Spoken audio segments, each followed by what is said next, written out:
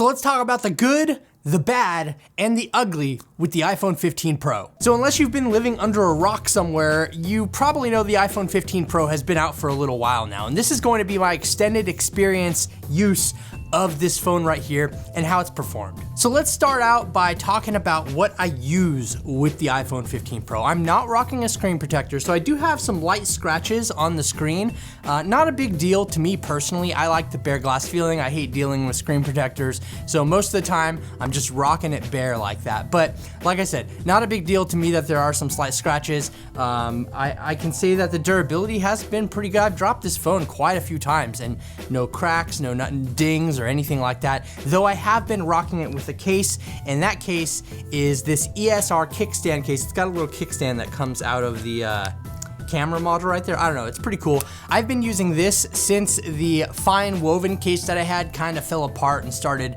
if you haven't seen that video and you want to know what those FineWoven cases end up looking like after some wear and tear, definitely be sure to click the link down below in the description. But aside from that, I have also been rocking the Apple Wallet attachment here, the MagSafe wallet, so it just goes onto the back of the case and the case goes on the phone. I have noticed that this ESR case does a much better job at holding on to the wallet on the back of the iPhone than Apple's FineWoven case did. So that's something to keep in mind as well. But either way, that's what I've been rocking on the phone. A case, the Apple MagSafe wallet, and no screen protector. I think we're at that point in technology where this really isn't a problem. iOS has been absolutely breezy on the entire thing. I haven't noticed any slowdowns or hiccups or anything like that.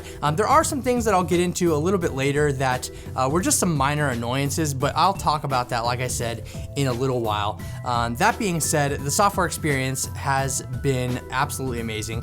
And I know Apple's always like, this is the best iPhone ever. Of course it is the best iPhone ever, but I think that this, honestly, this year, or with the iPhone 15, or even the one that comes out in the future, it could be the sweet spot for iPhones. We're getting to that point in the technology with the processor speed and the performance and everything like that, where these phones just work.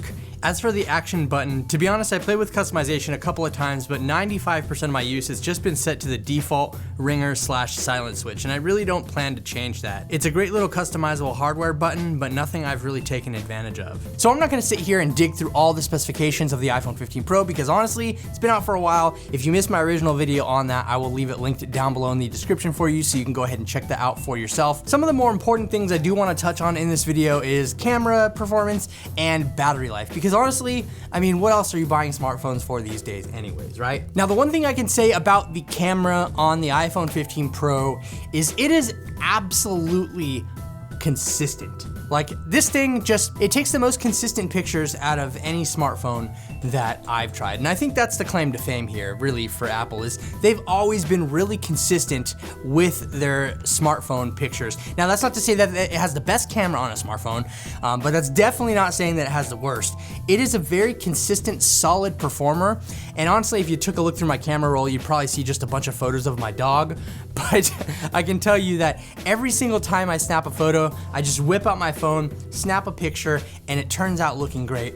And I think that's what a lot of people want on a smartphone. Like, I don't want to have to go in to Photoshop and edit things and do this and that to just make these photos better. I don't want to have to take it into Lightroom. I want to snap a photo and have something that is ready and postable like right away. Now, as far as the battery life goes, I haven't had any issues making it through a day. Now, I may not use my phone as much as you do, or let's say the next person in line, but I have to say that the battery life has been absolutely solid, and I still have, I believe, 98% battery health left on my iPhone. Like, I literally have never come home to a dead phone or worried about charging it throughout the day or anything like that.